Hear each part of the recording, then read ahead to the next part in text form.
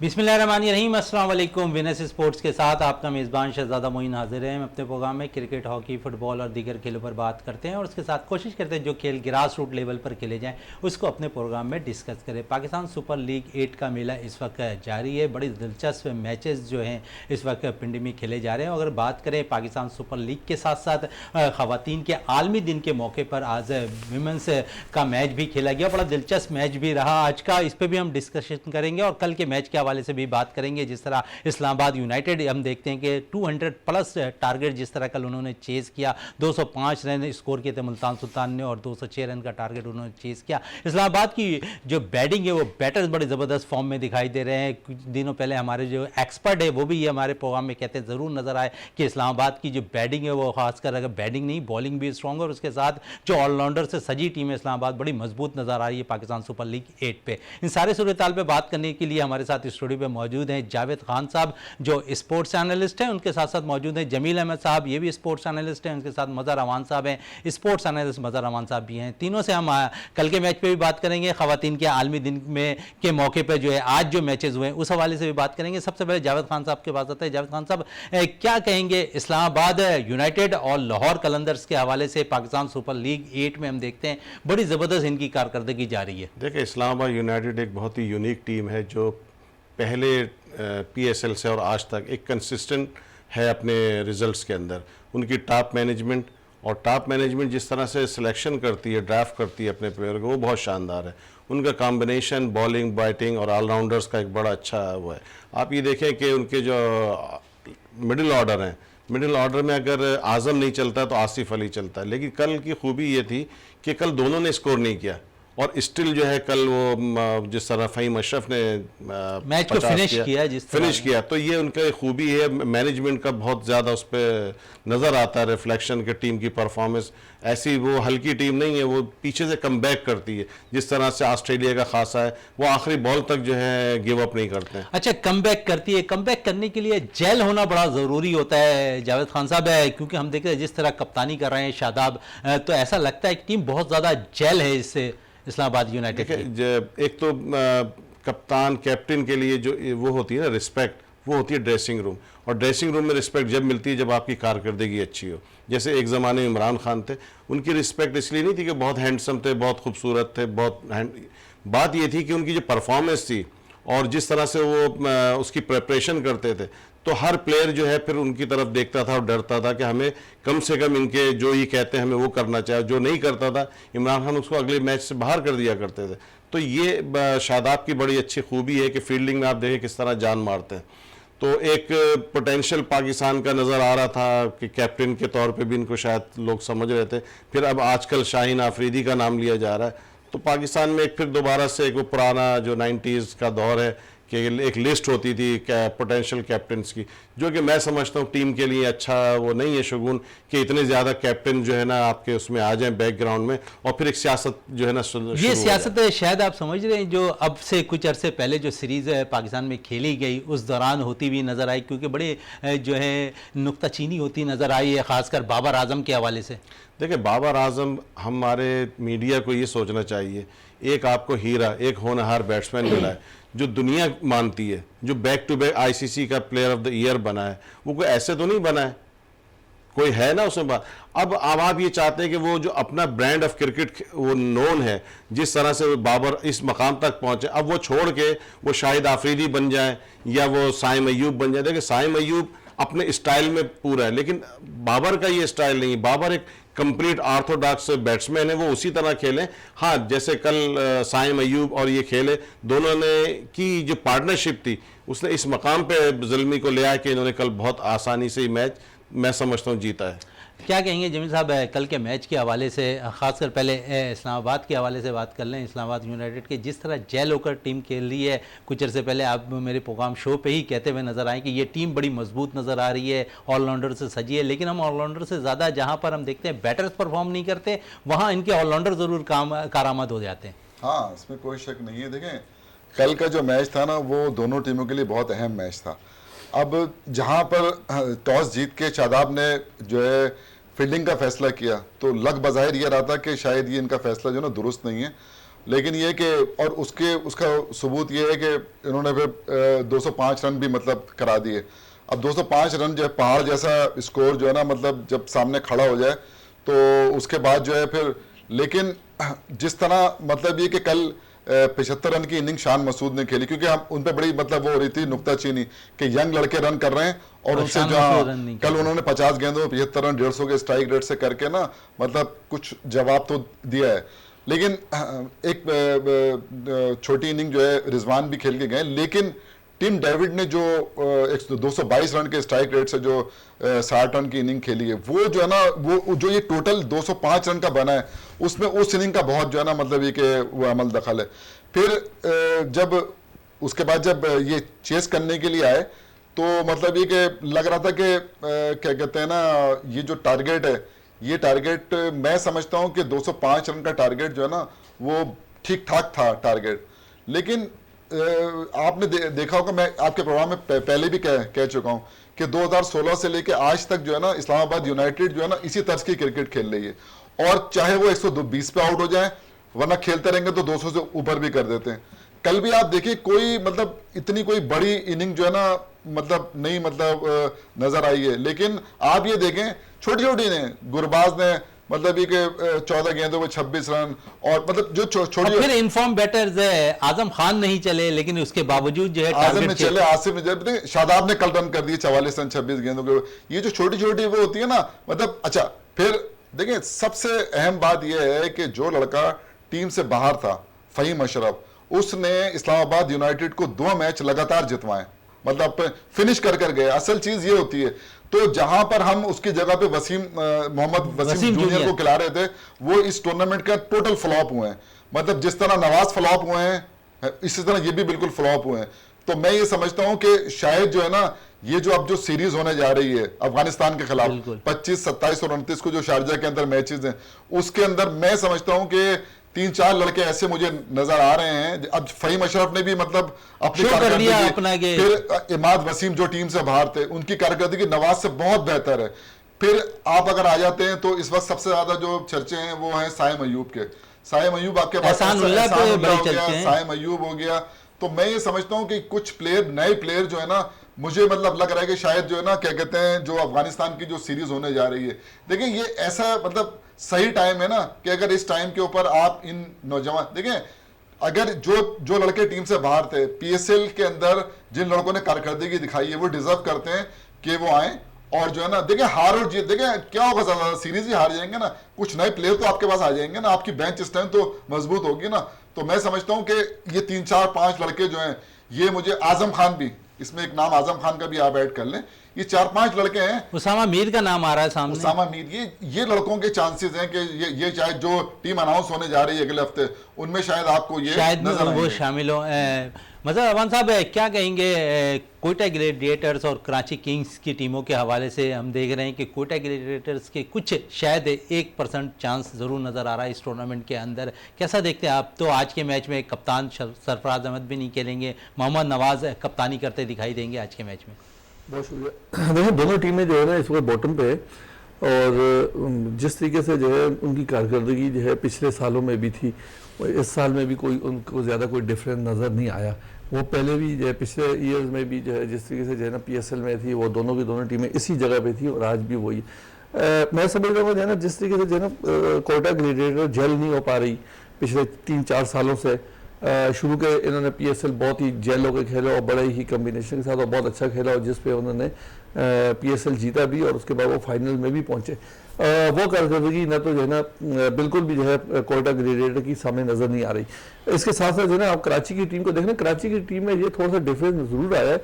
मैं ये देख रहा हूँ कि जो है पहले जो कैप्टन थे बाबर आजम थे और अब जो है अमाद आए, तो इन दोनों के बीच में डिफरेंस ये नजर आया है कि पहले जो है काफ़ी रनों से ये टीम हारती थी और कोई इतनी फाइटिंग मैच नहीं होते थे, मगर अभी जो है ना कम से कम जो है ना कराची के अंदर ये थोड़ा सा आया है कि ये जो है बहुत क्लोज मैच जीते, बहुत क्लोज मैच हारे भी हैं और बहुत क्लोज मैच जीते भी है। तो बहरहाल थोड़ा सा डिफरेंस है। मगर जिस तरीके से जो है ना, जिस तरीके से इनको कम्बिनेशन बहुत जल्दी बना लेना चाहिए था, उस तरीके से ये जो है बना नहीं सके। अब देखें, अब आखिरी के मैच चल रहे हैं, अब आपको कम्बिनेशन बनाना बेकार है। जो आपने करना था वो आपको शुरू के मैचेस में करना था, जिससे जो है आपकी जो है वो टेबल पे जो पोजीशन जो है वो बेहतर होती, और उसके बाद जो है आप किसी जो है नॉकआउट मरहले में शामिल। ये इस वक्त जो है कोटा ग्लेडिएटर का जो आज जो मैच है, मैं समझता हूँ कि ये बहुत अहम तरीन मैच है, और इसके मैच तो जीत रहा है ही है, इसके अलावा जो है आपको रन रेट आपका जो है बहुत कम है। आपका रन रेट जो है वो समझ लें कि 1.7 के पास माइनस में है। तो अगर आपने जो है पेशावर ज़ल्मी को मैच अगर हराना है तो कोई 2-4 रन से या 2-4 विकेटों से जीत के आप जो है पॉइंट टेबल पे ऊपर नहीं आ सकते। जब तक आपने कम से कम आपको 60-70 रन या 80 रन से आपको ये शिकस्त देनी पड़ेगी। मगर जो है ना इस वक्त जो है ना एक और भी ये भी है कि सरफराज भी नहीं मैच खेल रहे, जो है जिस तरीके से जो है कैप्टन होता है, कैप्टन जब नहीं होता तो थोड़ा सा फर्क तो जरूर पड़ता है। अब आपके नया कैप्टन आए, शायद कि जो है ना मैं समझ रहा हूँ जो है ना शायद जिस कैप्टन के आने से शायद कोई जो है ना फर्क पड़ जाए, शायद जो है ना कोटा ग्लेडिएटर की सोच में भी कुछ तब्दीली आ जाए कि भाई पिछले तब्दीली आ जाए। कप्तानी के हवाले से मजीद भी जावेद खान साहब से बात करें। जावेद खान साहब, कप्तानी की दौड़ लगती हुई नजर आ रही है। अगर इसमें हम देखें तो शाहीन शाह अफरीदी से लेकर अब मोहम्मद नवाज भी आज क़यादत कर रहे, बहुत से फैसले शायद सेलेक्टर अपनी निगाहों से अगर देख लें कैप्टनशिप के हवाले से, लेकिन एक मुद्दा ज़रूर कायम है बाबर आजम के हवाले से कि वो तीनों फॉर्मेट पे कप्तानी करते नजर आएंगे सेलेक्टर का। देखिए, मुझे ऐसा तो नहीं लगता कि सिलेक्शन कमेटी बाबर को T20 से कहेगी कि स्टेप डाउन करें। ये हो सकता है कि बाबर खुद ये महसूस करें कि मैं वनडे और मैं टेस्ट का कप्तान बनूं, तो मेरे ख्याल में ये एक अच्छा मूव होगा। लेकिन अभी मैं नहीं समझता, क्योंकि इतनी ज़्यादा चेंजिंग हो रही है, बोर्ड नया आया है, सिलेक्शन कमेटी नई है, कि इतना बड़ा रिस्क लेंगे, क्योंकि बैकफायर भी कर सकता है। और बाबर आजम की बहरहाल पाकिस्तान के बाहर ज़्यादा उनकी कदर है। हम लोग तो मैंने जैसे पहले भी कहा कि एक हीरा मिला है और हम उसकी उस तरीके से कदर नहीं कर रहे हैं जिस तरह दुनिया भर में उसका एक सिक्का जमा हुआ है। और ये जो लिस्ट है कप्तानों की जो आई है एक के बाद एक, ये पाकिस्तान के लिए नेक शगुन नहीं है। एक ये हो सकता है कि आप 2 फॉर्मेट का एक कप्तान को कर लें और एक के लिए T20 के लिए एक कैप्टन के लिए कर लें। लेकिन ये जो कि एक शादाब थे तो शादाब के पीछे अभी शाहीन अफरीदी, और फिर इन दोनों का प्रेशर उन पे बाबर पे पड़ रहा है, ये एक अच्छी पाकिस्तान कैप्टनसी के लिए ये एक अच्छा शगुन नहीं है। अच्छा शगुन नहीं है। कप्तानी के लिए बड़ी दौड़ पे बात हो रही, तो शान मसूद का नाम भी जमील साहब आता हुआ नजर आया। फिर आप समझ रहे हैं कि अभी अफगानिस्तान की जो खिलाफ सीरीज होनी है उसमें बाबर आजम अगर रेस्ट कर लें इसमें तो बेहतर नहीं होगा? नामुमकिन है। रेस्ट करने का मतलब है छुट्टी। हमारे यहाँ ऐसा नहीं होता कि अगर आप रेस्ट कर लें तो फिर उसके बाद आप अगर सीरीज जीत गए 3-0 तो फिर क्या होगा, तो ऐसा नहीं होता। हाँ, अच्छा, जहाँ तक आपने बात की है ना, देखें ये जितने भी लोग हैं, सबसे जो मजबूत अगर आप कहते हैं ना वो वाइस कप्तान होता है। वाइस कप्तान हमने तैयारी नहीं किया। नहीं, क्यों नहीं, शादाब है ना आपके पास वाइस कप्तान यार, वो वनडे में भी है, T20 में भी है, वो समझे ना। जब वाइस कप्तान मौजूद है आपके पास ना, टेस्ट के अंदर आपके पास रिजवान है वाइस कप्तान, तो ये जब आपके पास मौजूद है तो फिर दूसरे की तरफ फिर देखें, ये बात जरूर है कि शाहीन शाह अफरीदी की जो इस वक्त क़यादत ने सबको मुतासिर किया है, और वो एक अच्छी मतलब वो है। तो ये 2 नाम तो आप ले सकते हैं, लेकिन वो भी अभी लेना जो है ना टू अर्ली है। देखें, बाबर आजम जो है ना इस वक्त पाकिस्तान का ब्रांड है, और वो मतलब ऐसा प्लेयर है, ना सिर्फ ये बल्कि ऑस्ट्रेलिया के अंदर जो है मतलब उसका जो शॉट्स हैं, उसके कवर ड्राइव जो है वो एकेडमी के अंदर बच्चों को वहां पर दिखा के सिखाया जा रहा है। तो उसकी क्लास आप अंदाजा कर लें, जिसकी तारीफ अगर मतलब रिकी पॉन्टिंग जैसे वो कर रहे हो, और जो है ना, तो इस वक्त जो है ना वर्ल्ड के अंदर बाबर आजम का एक मकाम है, हमें उसकी कदर करना चाहिए। बात क़यादत जहां तक ताल्लुक है ना, देखिए मैं आपको बताऊं, कल का जो एक मैच हुआ है ना, कल इन्होंने 10.3 ओवर में 107 रन कर दिए कि साइम अयूब ने। होता क्या है, जब रिजवान और ये दोनों खेलते हैं ना, ये दोनों एक ही तर्ज के वो है खिलाड़ी हैं, तो फिर महसूस होता है कि यार हमारा जो स्ट्राइक रेट, हमने पावर प्ले का इस्तेमाल नहीं किया, हमारा स्ट्राइक रेट कम है। अगर ये देखे ना, इनके साथ जो पेशावर ज़ल्मी से ओपनिंग जो है वो हारिस कर रहे थे, मोहम्मद हारिस, कल उन्होंने मोहम्मद हारिस को जो है ना हटा के और साइम अयूब को भेजा है। क्यों कि शाहीन अफरीदी वहां से थे, शाहीन शाह अफरीदी, तो उन्होंने वो लेफ्ट आर्म बॉलर को मतलब वो जो होता है ना थोड़ा सा एडवांटेज होता है लेफ्ट हैंड बैट्समैन के लिए, वो एडवांटेज लेने के लिए उन्होंने उसको भेजा और वो कामयाब हुए उसके अंदर। और जिस तरह जो साइम अयूब ने बैटिंग की है, यकीन करें देखने वाली बैटिंग थी। मतलब जिसे कहते हैं ना कि मैंने पूरी दुनिया को उसने अपनी कारकर्दगी से हैरान कर दिया है कि मतलब एक ऐसा, तो ये वो सरजमीन है कि जहां पर नेचुरल टैलेंट आता है। जैसे मिसाल के तौर पे ये आए हैं नेचुरल टैलेंट, अच्छा इसी तरह शाहिद शाह अफरीदी हैं, इसी तरह शादाब, ये नेचुरल टैलेंट, ये अंडर 19 से मतलब मंजर पे आ गए। और जो है ना, और मैं बताऊं कि अल्लाह ताला इसको नजर बस से बचाए साइम अयूब को। ये पाकिस्तान के लिए बहुत लंबे अरसे जो ना खेलेगा और तीनों फॉर्मेट में खेलेगा।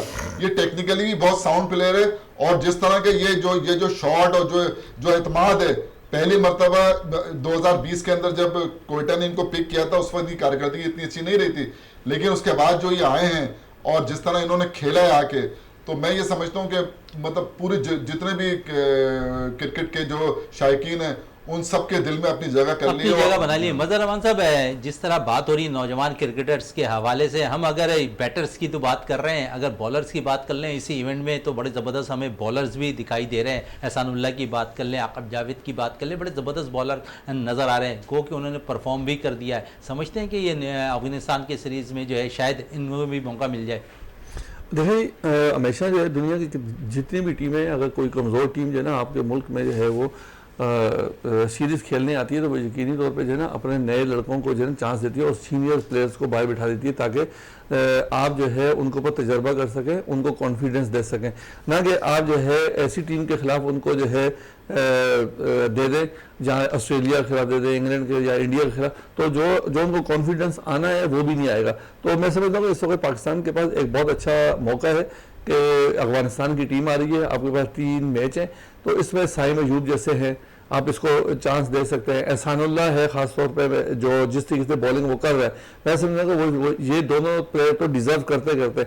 इसके साथ साथ जो है ना मिडिल ऑर्डर में आप आजम खान को देख लें कि आजम खान ने जिस तरीके से बैटिंग की, तो अगर आजम खान अगर आ जाता है तो मैं समझता हूँ पाकिस्तान टीम की जो है ना जो मिडिल ऑर्डर जो बैटिंग जो है पिछले काफ़ी दिनों से और काफ़ी हमने वर्ल्ड कप से देख रहे थे कि हमारे पास मिडिल ऑर्डर बैटिंग नहीं थी, तो ये आजम खान के आने से जो है जिस तरीके से उन्होंने PSL में कारकर्दगी दिखाई है, इससे ये 100% लग रहा है कि पाकिस्तान टीम जो है ना जो है बेहतर कारकर्दगी दिखा सकती है। जो है इस PSL से एक चीज़ तो आपके पास क्लियर आई है कि आपके पास 4 से 5 प्लेयर जो है वो आगे हैं, और जो आपने जो एक दो तीन प्लेयरों को आपने ज़बरदस्ती जो है टीम में रखा हुआ था, उनकी इस PSL में भी जगह नहीं बनी। 2-3 प्लेयर से मदर साहब वो भी जैसे आसिफ है, जैसे आसिफ की बात मैं कर रहा हूँ, जैसे इफ्तिखार की मैं बात कर रहा हूँ, ये जो है मिडिल ऑर्डर में आपने जबरदस्ती रखे हुए थे। हैदर अली खैर वर्ल्ड कप के स्क्वाड में गया नहीं था, तो ये चीज बार बार आप उनको जो है चांस दिए जाते। हैदर अली है, आसिफ है और इफ्तिखार है। अब मेरे ख्याल में जो है ये अब ये जो है इस तरीके की फ्रेंचाइज के अंदर ये मैचेस खेल सकते हैं। बड़ी जबरदस्त बात करें 4 से 5 प्लेयर्स के हवाले से जावेद साहब से बात भी कर लेते हैं। इन्हीं 4-5 प्लेयर्स के हवाले से, इनमें एक शायद आप नाम भूल गए, खुशदिल शाह, क्योंकि हैदर अली, खुशदिल शाह और इफ्तिखार अहमद की जिस तरह बात हो रही है, अगर साइम अयूब टीम में इंक्लूड हो जाते हैं, आजम खान इंक्लूड हो जाते हैं, तो मजबूत हो जाती है हमारी बैटिंग लाइन। देखिए मुझे साइम अयूब को ज़रा सा स्लाइटली एज ऐसा लग रहा है, क्योंकि जिस टीम में वो खेल रहे हैं उसका कप्तान पाकिस्तान का कप्तान बाबर आजम है, और बाबर आजम ने कल जिस तरह से देखा है उसको खेलते हुए और उसने जो टोन सेट किए, तो मैं ये समझता हूँ इनको अफगानिस्तान के खिलाफ इनको तो चांस मिलना ही मिलना है। ये मेरा हो सकता है मेरा ख्याल गलत हो, लेकिन मुझे ऐसा लगता है। दूसरा एक एहसानुल्लाह फास्ट बॉलर, क्योंकि हमारे पास क्योंकि अभी हमें इतना पता नहीं है शाहीन आफरीदी का कि उनकी फिटनेस लेवल क्या है जो होना चाहिए फास्ट बॉलर को, तो एक एहसानुल्लाह। और रही बात आजम खान की, टीम में उनको होना चाहिए, स्क्वाड में होना चाहिए, लेकिन मैं ये समझता हूँ कि अगर आसिफ अली है तो 2 को ही शायद एक वक्त में अकोमोडेट ना कर पाएँ, तो अगर आसिफ अली की जगह इनको ट्राई किया जाए, आजम को देखने के लिए इनका टेम्परामेंट, इनका जो ना एक लेवल ऊपर लेवल पे जाएंगे पाकिस्तान पे, तो ये मेरे ख्याल में एक अच्छी ट्राई होगी। लेकिन साइम अयूब क्योंकि पाकिस्तान का कप्तान, उनका भी कप्तान है ज़ल्मी का, तो मैं समझता हूँ कि काफ़ी हद तक ये चांस है। लेकिन रही खुशदिल, ये तमाम प्लेयर पहले टेस्टेड हैं, ट्राइड हैं, तो इनका तो पता ही है इनके पोटेंशियल क्या है, कहाँ कितना खेल सकते हैं। लेकिन ये 3 जो है ना, ये एक तरह से इस PSL 8 की एक तरह से इन्वेंशन है। अच्छा जमील साहब बड़ी ज़बरदस्त बात कह रहे हैं कि दरियाफ्त कह रहे हैं प्लेयर्स के हवाले से, लेकिन हम देखते हैं कि अब्दुल्ला शफीक भी टीम का हिस्सा बने और उसके बाद उन्होंने परफॉर्म किया मैचेस के अंदर, तो समझ रहे हैं कि उन्हें भी कुछ जगह बनती नजर आ रही है पाकिस्तानी टीम में T20 के अंदर। जबरदस्त खेले हैं वो, बहुत ज़बरदस्त। और आसिफ अली का जहाँ ताल्लुक है ना, तो आसिफ अली तो टीम से वैसे ही बाहर है। टीम की जो हमारी जो लास्ट सीरीज हुई है उसमें आसिफ अली मौजूद नहीं थे, तो इस चीज़ को अगर आप सामने रखते हैं तो आसिफ अली का तो कोई चांस नहीं है। और इस PSL के अंदर भी कोई वो इतनी खातिर खां कारकर्दगी, और मैं समझता हूँ शान मसूद को भी बहुत मौका दे के देख लिया, और उनकी भी मैं नहीं समझता कि टीम में जो ना जगह बनती है। उससे तो आप देखें ना, आपके पास फ़खर जमान भी है, हम उसको भी हम वो देखें ना, उसकी कारकर्दगी भी अच्छी है। फिर आपने अब्दुल्ला शफीक की बात की, फिर साइम अयूब है, फिर आजम है। ये 4 प्लेयर अगर आप मतलब देखते हैं, क्योंकि अब्दुल्ला शफीक भी जो है टीम का हिस्सा नहीं थे ना, परफॉर्म तो उन्होंने भी कर दिया है। तो अब अगर और ऐसा परफॉर्म किया है कि मतलब 180-190 के स्ट्राइक रेट से खेल रहे हैं, तो मतलब अब रख रहे थे कि आप इस PSL के अंदर ऐसी बैटिंग करते नजर आएंगे अब्दुल्ला मैं बिल्कुल शफीक। तवक्को इसलिए रखता था, देखिए मैं इसलिए तवक्को करता था कि इनका जो डेब्यू हुआ है ना, T20 का डेब्यू, उस पर इन्होंने 100 किए थे। इन्होंने अपने फर्स्ट क्लास डेब्यू पे 100 किए। तो ये वो क्रिकेटर हैं कि अब बाद में टेस्ट खेले ना ये तो, लेकिन इनके जो आए थे मंजर आम पे, ये तो T20 से आए थे।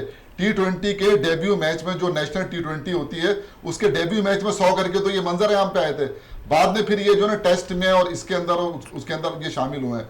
इसलिए मैं ये समझता हूं कि टेक्निकली इतने साउंड हैं और रन इतने आसानी से मैंने साउंडली प्लेयर हैं, बड़े जबरदस्त स्ट्रोक खेलते हैं। जिस पिच के ऊपर जो है फखर जमान से नहीं खेला जा रहा था, और आपने देखा ना जब ये कमबैक किया और कामरान गुलाम को इन्होंने बाहर किया और ये 5 मैच के बाद टीम में आए, तो जब ये आए तो बहुत उस वक्त 2 विकेटें गिरी, दबाव में थे। लेकिन उसके बाद जिस तरह इन्होंने आके खेलना शुरू किया है, तो उस वक्त जो है मतलब उसके बल्ले पर गेंद नहीं आ रही थी फखर जमान के। बाद में उन्होंने भी खेलना शुरू, क्योंकि अगर आप दोनों का मवाजना करते हैं ना, तो अब्दुल्ला शफीक जो है वो जो है ना बहुत मतलब बेहतर है, टेक्निकली बहुत साउंड है फखर जमान से। अगर हम इसको मतलब इसका अगर हम जायजा लेते हैं, जाहिर साहब इस पे क्या कहेंगे फखर जमान के? देखिए, फ़खर जमान तो काफ़ी टाइम से 5-6 साल से पाकिस्तान टीम का हिस्सा है। थोड़ी सी अनप्रेडिक्टेबिलिटी है, मतलब हम रिलाई नहीं कर पाते। जब जो उनका दिन होता है तो फिर वो बेहतरीन परफॉर्मेंस देते हैं। लेकिन अब्दुल्ला शफीक की, जैसे अभी जमील साहब बात कर रहे थे, वो इतना साउंड, इतना टेक्निक उनकी अच्छी है। तो मैं समझता हूं कि PCB को ऐसा चाहिए कि अपनी सिलेक्शन कमेटी ऐसे लड़कों को ज़्यादा प्रोमोट करे, खास तौर पे T20 में। टेक्निक अच्छी होने का मतलब ये नहीं कि आप T20 नहीं खेलेंगे, वही सबसे अच्छा है। अगर वो, जैसे मिसाल के तौर पे आपको बताऊं, शान मसूद सिर्फ टेस्ट के प्लेयर थे, कोई सोच नहीं सकता था आज से 3-4 साल पहले कभी वो T20 लास्ट ईयर कैसा होने बात खेला। करेंगे। इस वक्त ब्रेक के लिए कहा जा रहा है, ब्रेक से वापस आते हैं तो गुफ्तगू को मजीद जारी रखते हैं।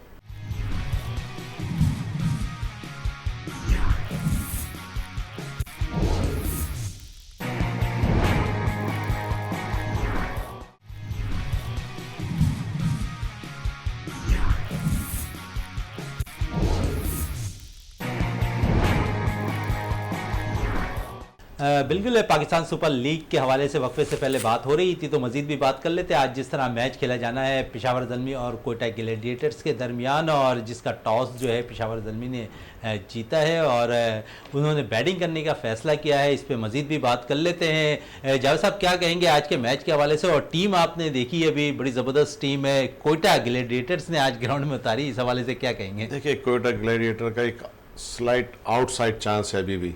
आगे 2 मैच बड़े मार्जिन से जीते, जैसे मदर साहब बात कर रहे थे, इनको ज़्यादा रन से या ज़्यादा विकेटों से जीतना पड़ेगा। नॉर्मल मतलब 1-2 विकेट या 10 रन से नहीं बात बनेगी। तो यही उनके अंदर एक आज जो है ना एक जज्बा होना चाहिए इसको लेके कि दोनों मैच जीतने हैं, बड़े मार्जिन से जीतने हैं। और मैं समझता हूँ कि ये इनकी मैनेजमेंट का यहाँ एक टेस्ट है कोयटा ग्लैडिएटर का, कि ये क्वालिफाई करने की पोजीशन में आते हैं या नहीं आते हैं। अगर आज ये मैच जीत गए तो ये टीम और फर्दर जो एक और मैच है बहुत अच्छे तरीके से ही खेलेंगे, और मैं समझता हूँ काफ़ी टफ टाइम देंगे ये। बिल्कुल टफ टाइम देंगे। जमील साहब, क्या कहेंगे आज के मैच के हवाले से? देखिए जी, ये मैं समझता हूँ कि कोयटा के लिए बहुत इंपॉर्टेंट मैच है, क्योंकि पेशावर ज़ल्मी जो है उसने जो कल जो मैच जीता है ना, उसके बाद उसने अपनी पोजीशन जो है ना काफ़ी मुस्तहकम कर ली है कि 7 मैचों में उनके जो है ना मतलब कि 8 पॉइंट हैं। तो अब उनके पास 3 मैच बाकी हैं, तो अगर वो एक मैच भी इसमें से जीत जाते हैं तो वो तो फिर क्वालिफाई कर जाएंगे।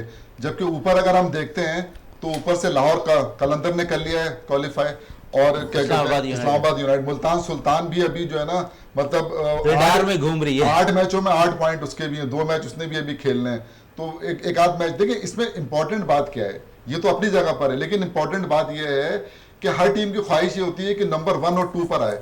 क्योंकि नंबर 1 और 2 के ऊपर ज्यादा चांस होते हैं बनिस्बत 3 और 4 पे आने के। नंबर 1 और 2 जब प्ले ऑफ में जाएंगे ना ये, तो नंबर 1 और 2 वाला जो है ना वो क्वालिफायर का मैच खेलेगा, तो क्वालिफायर का मैच जो जीतेगा वो तो डायरेक्ट फाइनल में चला जाएगा, जो लूज करेगा उसके पास एक चांस और होता है। इसी तरह नंबर 3rd और 4th के ऊपर जो एलिमिनेटर 1 होता है उसका जो विनर होता है ना वो फिर जो क्वालिफायर के जो लूजर होता है उससे खेलता है, उसके बाद एक चांस होता है ना, तो जो एलिमिनेटर 1 में हार जाएगा वो तो बाहर हो जाएगा, और जो एलिमिनेटर 1 का जो विनर होता है और जो उसका जो लूजर होता है क्वालिफायर का, वो मैच खेलते हैं एलिमिनेटर 2, तो वो जो वो जीतेगा वो फाइनल में चला जाएगा, जो वो हारेगा वो। तो इसलिए हर टीम की ये ख्वाहिश होती है, कोशिश होती है कि वो नंबर 1 और 2, और मुझे ऐसा लगता है कि अब शायद जो है ना वो नंबर जो है ना चांसेस ज्यादातर यही है कि क्योंकि उनको अभी अपने मैचेस खेलने हैं लाहौर के, और क्या कहते हैं इस्लामाबाद जो है ना वो नंबर 1 और 2 आ जाएगा। और मुझे जो लगता है वो ये लगता है कि पेशावर ज़ल्मी और क्या कहते हैं मुल्तान सुल्तान जो है ना ये 3rd और 4th टाई होगी। मदर साहब क्या कहेंगे आज के मैच के हवाले से, किस टीम को आज के मैच में ज्यादा एज हासिल है? देखिए जहाँ तक एज का ताल्लुक है वो तो पेशावर ज़ल्मी है, क्योंकि जो है ना वो इतने मैच तो खैर जीत चुकी है कि उसको एक मैच खेल के जो है अगले जो है ना मरहले में जाना है। जहाँ तक डू और डाई का जो मैच है वो जो है ना अपना कोयटा के लिए, कोयटा ग्लेडिएटर ने मैच जीतने के साथ साथ उसने जो है रन रेट भी बहुत ज़्यादा रखना है, जो क्योंकि उनकी जो रन रेट है वो -1.7 है। तो क्योंकि उनकी जो कारकर्दगी जो पिछले मैचों में थी वो इतनी अच्छी नहीं थी, और ना ही इतने अच्छे रनों से उन्होंने मैच जो है जीते हैं या हारे, तो उन्होंने बहुत ज़्यादा रनों से क्लोज मैच उन्होंने नहीं हारे, जिसकी वजह से जो है इस वक्त ये पोजीशन ये बढ़ रही है कि ज़्यादा चांसेस जो है इस वक्त पेशावर ज़ल्मी को ही है। तो कोयटा ग्लेडिएटर ज़्यादा कि कोयटा ग्लेडिएटर की टीम जो है इस वक्त उनके पास जैसन रॉय आया है मेरे ख्याल में, जैसन रॉय उसमें जो है आया है, तो उससे शायद जो है ना अपनी कुछ कारकर्दगी से जो है कुछ बेहतरी की तरफ जो है ना चल पाए। और मैं नहीं समझता कि जो है ना पेशावर ज़ल्मी जो है वो कोयटा ग्लेडिएटर को जो है ना जीतने का मौका देगी। जहाँ तक कोयटा ग्लेडिएटर का ताल्लुक है, मैं देखा जो है ना देखे उसने जो पिछला मैच जीता है वो मैच बहुत अच्छा जीता है। सरफराज ने जो है वो जिस तरीके से जो है बैटिंग की है अनफिट होकर उसने जो है ना अच्छी पार्टनरशिप मगर जो है ना जो बैटिंग की है अपना इसने गुप्टिल ने, देखिए गुप्टिल ने दो इनिंग्स खेली है, एक में उसने 100 किए हैं, दूसरे में उसने दोनों कराची के खिलाफ और दोनों मैच वो उसने जितवाए हैं। तो उनके वहां पे देखिए सिर्फ गुप्टिल ही चलाए, जिसे जो गुप्टिल चलाए उसने वो मैच जितवा दिए। तो जहां तक जो है कोयटा ग्लेडिएटर के साथ जो है ना उनके साथ एक और भी 2-3 बैट्समैन जिस तरीके से जो है इस्लामाबाद के बैट्समैन है, अगर फॉर एग्जांपल वो जो है नहीं खेल पाते तो दूसरा आगे प्लेयर उनको जो है ना खेल के उनको जो है ना जितवा सकते। अब कल के मैच देख रहे हैं जिस तरीके से जो है आजम खान नहीं चला और जो है आसिफ नहीं चला, मगर जो है जिस तरीके से फ़हीम अशरफ ने बैटिंग की है वो उसने आउट क्लास की और उसी ने वो देख रहे हैं किस तरीके से जो है ना मैच जितवाया। तो यहाँ पर जो है जिस तरीके से जो टीमें जो नज़र आ रही हैं, जैसे जमील भाई बात कर रहे थे, जिस तरीके से जो है और भी थी कि जो है ना पहले नंबर पे मुझे तो जिस तरीके से कम्बिनेशन बना हुआ है और जिस तरीके से जो है ना कैप्टनशिप जो है जिससे कर रहा है कोयटा लाहौर कलंदर है, और उसके बाद जो है दूसरी जो टीम आ जाती है वो इस्लामाबाद आती है, फिर उसके बाद मुल्तान सुल्तान है। और जहाँ तक मेरा है जिस तरीके से हम देख रहे हैं जो अगले ग्रुप में जो जहाँ तक शामिल है वो जो है लाहौर कलंदर है, उसके बाद इस्लामाबाद है, उसके बाद जो है मुल्तान है, उसके बाद पेशावर ज़ल्मी है, और कराची और कोयटा ग्लेडिएटर जिस तरीके से पिछले साल उनकी पोजीशन थी मैं समझता हूँ कि वैसी की वैसी ही रहेगी। बिल्कुल वैसे ही रहेगी। जावेद खान साहब आज के मैच में अगर हम देखें तो शायद इसमें कोयटा ग्लेडिएटर्स जिस तरह परफॉर्म किया है अब उन्होंने वापसी की कुछ उम्मीद नज़र आ रही है आपको इस इवेंट के अंदर? देखिए अगर लॉजिकल बात की जाए तो इट्स टू लेट, मतलब ये दिन आया क्यों कि अब आप आखिरी 2 मैचेस पर डिपेंड कर रहे हैं, नॉट ओनली डिपेंड कर रहे हैं बल्कि ये भी डिपेंड करें कि बहुत अच्छे मार्जिन से अगर इतने अच्छा कॉम्बिनेशन होता या टीम फॉर्मेशन होती तो ये कारकर्दगी पहले दिखा देते ना। पहले जो 3-4 मैच थे बहुत इंपॉर्टेंट थे और तकरीबन वही स्टैंडिंग थ्रू आउट चली है, और ये जो अभी स्टैंडिंग है आखिरी 5वां 6ठी, ये ऐसा लग रहा है लास्ट ईयर का बिल्कुल रिपीट चल रहा है। लास्ट ईयर भी कराची आखिरी में थी और कोयटा ग्लैडिएटर थे 5वें 6ठे पे। तो ये टीमों के साथ बड़ा हुआ है कि जिनकी मैनेजमेंट का मसला है, जिनके लड़के सही तरह से इन्होंने ड्राफ्ट पिक नहीं किए, ये जो मैनेजमेंट है ना इस्लामाबाद यूनाइटेड की। और ओवरऑल मैं देखूं तो लाहौर कलंदर देखें पहले 4-5 सीजन बहुत पिटे हैं बेचारे, और बिल्कुल उन्होंने जो है ना हिम्मत नहीं हारी। और अब ज़रा देखें तकरीबन 4 साल से किस तरीके का टफ कंपटीशन है और फिर चैंपियन भी बने। तो मैं ये समझता हूँ कि जिसके कप्तान या सिर्फ टीम की बात नहीं है, मैनेजमेंट क्या है, ऑफ द फील्ड क्या है, उसको जब ड्राफ्ट होता है उस वक्त ही क्या सोचते हैं, इनके जहन में क्या है, हम किस तरह के लड़के लेंगे, हमारा कॉम्बिनेशन क्या होगा, ऑलराउंडर कितने लेने हैं, फास्ट बॉलर कितने होने चाहिए, स्पिनर किस मेयार के होने चाहिए, और यंगस्टर का एक कॉम्बिनेशन जैसे पेशावर जुल्मी ने देखे एक लड़का आउटस्टैंडिंग दे रहा है साइम अय्यूब। तो टीम बिल्कुल बदल गई। उधर ये ज़रूरत नहीं पेश आ रही है कि ये जो है हम मिस कर रहे हैं किसी एक्सपीरियंस प्लेयर को। बिल्कुल है, बड़ी ज़बरदस्त बात कर रहे हैं कि एक्सपीरियंस प्लेयर्स को मिस करते हुए भी नजर है। जमील साहब, आज ख़वातीन का आलमी दिन था, पाकिस्तान सुपर लीग के नुमाइशी मैच का भी ख़वातीन के लिए इनेकाद किया, 3 मैचेस खेले जाएंगे। क्या कहेंगे आज के मैच में जहाँ सुपर विमेन ने जो है बाकायदा तौर पर बाआसानी 8 विकेटों से जो है आज कामयाबी हासिल की। पाकिस्तान क्रिकेट बोर्ड के इस फैसले को किस तरह देख रहे हैं, क्योंकि हम देखते हैं कि 7 ममालिक के गैर मुल्की 10 प्लेयर्स इस इवेंट के अंदर ख़वातीन की शिरकत कर रही हैं। मैं आपको इसका जवाब दूं, एक थोड़ा सा ऐड करना चाह रहा हूँ जाहिद भाई की बात में ना। देखें जो कोयटा के जो है ना इस वक्त जो है ना बहुत, जो आपने कहा ना कितने चांसेस है, देखिए कोयटा के पास इस वक्त जो है ना टॉस जीत के उन्होंने बैटिंग करने का फैसला किया। लेकिन आज मैं ये देख रहा हूँ कोयटा की जो टीम है ना, मुझे ये बहुत स्ट्रांग नजर आ रही है। अगर ये टीम मिसाल के तौर पर इसके अंदर जो है ना जैसन रॉय वापस आ गए, इसके विल सिमिट को इन्होंने शामिल किया, फिर हसनैन फिट होकर वापस आ गए, इनकी बॉलिंग और बैटिंग इतनी स्ट्रांग नजर आ रही है। अब जितना भी देखिए इनको करना क्या है कि इनको कम से कम पे जो है ना महदूद करना है कोयटा को, और सॉरी उसको पेशावर को, और वो रन इनको कम से कम ओवर में करने हैं। जाहिर कैलकुलेशन करके आएंगे, ये जाहिर इनके पूरी वो बैठी है, थिंक टैंक बैठा है, लेकिन इनके पास सिर्फ यही एक तरीका है कि ये इस वक्त जो भी है ना अपना रन रेट जो है ना बढ़ाने का करे। अब आपने जो वुमेन का कहा है ना, देखिए बहुत अच्छा कदम उठाया है पीसीबी ने, क्योंकि हमारे यहाँ वुमेन क्रिकेट जो है उसको फरोग की जो है ना मतलब ये की जरूरत है। अब अगर मतलब ये कि ये 3 मैच अगर ये खेलेंगे तो इस तरह का जो जो जो अपने मुल्क के अंदर इनको पजीराई मिलेगी, वो जाहिर बाहर जाके तो खेलती रहेंगी, यहाँ पर अपने अपने लोगों के सामने खेलकर, और अगर ये करेंगी यकीनी तौर पर जो दूसरी बच्चियां हैं या दूसरे जो वो हैं वालिदैन हैं वो जरूर अपनी बच्चियों को भेजेंगे, उससे यकीनी तौर पर जो है इसको फरोग हासिल होगा। और जो पीसीबी ने सुपर लीग जो पीएसएल तर्ज की पे कराने का वो किया है, ये बहुत ऐसा इकदाम। मजहर साहब, एक जुमले में जवाब दे, पाकिस्तान क्रिकेट बोर्ड के इस इकदाम को किस तरह देख रहे हैं? खवातीन का जो है हमारे यहाँ ऐसा एटमॉस्फेयर नहीं है कि हमारी खवातीन या बच्चियाँ हमारी जो है ना जाके ग्राउंडों में खेलें।